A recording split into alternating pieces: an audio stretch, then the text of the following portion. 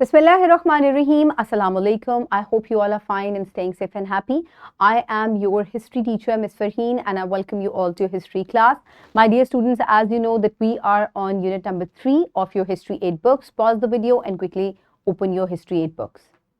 I hope everybody has opened the book. So my dear students, यहाँ हम आज Ottoman Empire after world war one हम उसके बारे में डिस्कस करेंगे, which is one of the consequences of world war one, जिसमें Ottoman empire जो कि बहुत लंबे अरसे तक इसने रूल किया, ये डिसइंटीग्रेट हो गया। डिसइंटीग्रेट करने का क्या मतलब है कि एक बहुत बड़ा जो एक पावर थी वो छोटी छोटे जो है वो कंट्रीज के अंदर डिवाइड हो गई, जिसमें से टर्की जो है वो भी एक कंट्री था। So we will be discussing that. So my dear students, सबसे पहले आप ये मैप देखें। इस मैप में आपको ओटोमन एम्पायर की ओरिजिनल बाउंड्री नजर आएगी जो कि रेड कलर से ड्रॉ हुई हुई है, जिसमें इजिप्ट का हिस्सा, उसके बाद अरेबियन पेनिनसुला का ये हिस्सा जहां पे मक्का का कुछ हिस्सा भी आ रहा है, और उसके बाद मेसोपोटामिया का ये हिस्सा, बगदाद का हिस्सा, और यहाँ ऊपर अगर आप चले जाएं तो ये पूरा हिस्सा जो है ये किसके पास था? ये हिस्सा ओटोमन एम्पायर के पास था बिफोर वर्ल्ड वॉर वन। और उसके बाद मॉडर्न डे टर्की कहाँ है? ये जो ग्रीन कलर की लाइन ड्रॉ हुई हुई है, this is the modern day Turkey. ये कुछ हिस्सा यूरोप में है इसका बहुत छोटा सा, और बाकी सारा जो है ये कहाँ है? ये वेस्ट एशिया में है। उसके बाद जो टेरिटरीज लूज हुई वो कौन सी हैं? जितनी भी आपको पर्पल कलर से नजर आ रही हैं। येलो कलर की जो टेरिटरी है, this is the autonomous since 1833, independent after world war one. यहाँ ये आती तो ओटोमन एम्पायर के अंडर थी, अफ्रीका की ये जो इजिप्ट की टेरिटरी है, लेकिन यहाँ उनकी एक खुद मुख्तार जो है अलहदा से इजिप्ट की हुकूमत थी, लेकिन ये इंडिपेंडेंट हो गया, became an independent country after world war one. उसके बाद जो आपको जितनी भी पिंक कलर की टेरिटरीज नजर आ रही हैं, these territories temporary lost after world war one, और ये मुकम्मल तौर पे they were lost by the Ottoman empire. और जो आपको ग्रीन कलर का हिस्सा नजर आ रहा है जहां भी, these were the territories gain by the Turkey after world war one. और बहुत थोड़ा सा कोई हिस्सा होगा, ये वाला जो नया जो लाइंस हैं ये टर्की की लाइंस हैं। सो माय डियर स्टूडेंट्स, इस तरीके से जो है ये वो एक मैप है जिससे आपको पता चलता है कि वर्ल्ड वॉर वन से पहले टर्की कैसा था या ओटोमन एम्पायर कैसी थी, और बाद में ये किन किन हिस्सों में डिवाइड हो गई। So my dear students, Ottoman empire का अगर हम रोल पढ़ें वर्ल्ड वॉर वन में, तो मैं आपको एक दफा रिकैप करती चली जाऊं कि ओटोमन एम्पायर का अपना एज सच कोई जंग नहीं थी। बात ये थी सिर्फ कि बाल्कन कंट्रीज जो है बहुत अरसे तक, तकरीबन 400 साल तक ओटोमन एम्पायर ने इनके ऊपर हुकूमत की थी। So there was a war going on between Russia and Ottoman empire. और उस दौरान क्या हुआ था, क्योंकि रशिया जो है वो सपोर्ट कर रहा था बाल्कन कंट्रीज को to get freedom and independence from the Ottoman Empire, तो इस वजह से दोनों की आपस में जंग हो रही थी। तो जब पीस ट्रीटी साइन हुई तो उसमें यह कहा गया कि जो बोस्निया का इलाका है उसको एडमिनिस्टर करेगा ऑस्ट्रो हंगरी, जस्ट एडमिनिस्टर करेगा, still it will be a part of Ottoman Empire. लेकिन ऑस्ट्रिया ने क्या किया? उसको एनेक्स कर लिया। जब उसको एनेक्स किया यहाँ, तो फिर क्या हुआ? ये जाहिर है इलीगल तरीके से उसने एनेक्सेशन की, उसके ऊपर कब्जा कर लिया। सर्बिया ने इसके ऊपर आवाज उठाई। रशिया जो है उसकी ऑलरेडी जो है वो like behind the door, behind the curtain उनकी ऑस्ट्रिया से बात हुई थी। सो इस तरीके से ये एनेक्सेशन हुई, और क्योंकि ये पार्ट्स जो है वो ओटोमन एम्पायर के पास थे, इस वजह से जो है ओटोमन एम्पायर को जंग तो ऑस्ट्रिया हंगरी के खिलाफ लड़नी चाहिए थी, लेकिन हुआ इसके बरक्स। ओटोमन एम्पायर ने जब वर्ल्ड वॉर वन हुई तो उसने जर्मनी और ऑस्ट्रिया हंगरी का साथ दिया, हालांकि एनेक्सेशन तो उनके इलाके की ऑस्ट्रिया हंगरी ने की थी। अब ऐसा क्यों हुआ? क्यों उन्होंने जो है क्यों ओटोमन एम्पायर ने ऑस्ट्रिया हंगरी का साथ दिया? क्योंकि they were at war with Russia, और रशिया जो है they were against Austria Hungary. तो इस वजह से सिर्फ रशिया की ऑपोजिशन में ओटोमन एम्पायर ने फैसला किया कि हम साइड लेंगे ऑस्ट्रिया हंगरी और जर्मनी की। सो इस तरीके से ये कुछ रोल है ओटोमन एम्पायर का in World War I. So during the World War I, the Ottoman Empire, also known as Turkey, was a powerful empire with territories in Asia, Europe, and also Africa. And the empire joined forces with Germany and Austria-Hungary, forming the Central Powers. So मैंने आपको इससे related कि क्यों इन्होंने इनका साथ दिया, मैंने आपको थोड़ा सी बैकग्राउंड हिस्ट्री बताई. अब हम आगे चलेंगे towards the strategic importance of Ottomans. ठीक है, अब ऑटोमन्स की स्ट्रेटेजिक इंपॉर्टेंस क्या है? The Ottoman Empire was strategically important because they control crucial areas like Dardanelle strait. अब सिर्फ डार्डेनल स्ट्रेट इनके पास नहीं थी, इनके पास दो बहुत इंपॉर्टेंट ट्रेड रूट्स थे. एक तो डार्डेनल्स का इलाका है, ये डार्डेनल स्ट्रेट का इलाका है. सबसे पहले रिकॉल करें कि स्ट्रेट क्या होती है. स्ट्रेट पानी का एक ऐसा टुकड़ा होता है या पानी की एक ऐसी गुजरगाह होती है जो कि दो पानी की बड़ी बॉडीज को कनेक्ट करती है. जैसे यहां एजियन सी और सी ऑफ मरमारा जो है वो डार्डेनल स्ट्रेट जो है इससे कनेक्ट हो रहे हैं. ठीक है, तो ये स्ट्रेट बहुत इंपॉर्टेंट होती हैं फॉर ट्रेड रूट्स.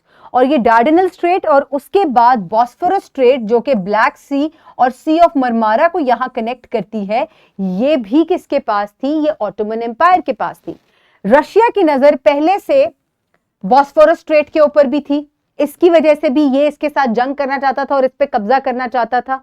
और दूसरी तरफ फ्रेंच और ब्रिटिश जो है ये डार्डेनल स्ट्रेट के ऊपर कब्जा करना चाहते थे. ठीक है, तो इस वजह से ओटोमन एम्पायर के पास बहुत इंपॉर्टेंट ऐसे इलाके थे which were very important for trade routes. ठीक है, so they had crucial areas like Dardanelles Strait which connected the Black Sea to the Mediterranean, and the Allies wanted to control this waterway to assist Russia.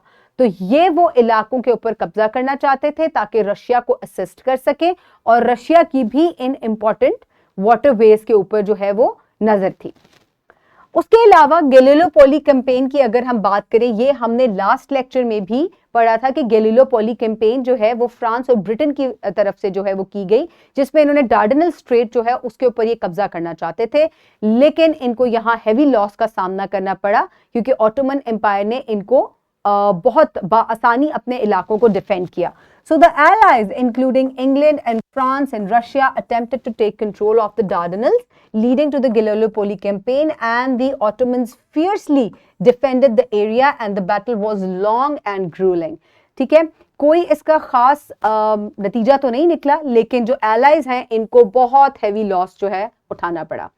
Support from Indian Muslims. अब Ottoman Empire क्योंकि ये caliphate था तो मुसलमानों के दिल में इसके लिए बड़ी जगह थी, इस वजह से मुसलमानों की तरफ से और ख़ास तौर पे सब कॉन्टिनेंट पे बहुत सी ऐसी मूवमेंट्स जो हैं वो चलाई गई ताकि टर्की को या ऑटोमन एम्पायर को सपोर्ट किया जा सके.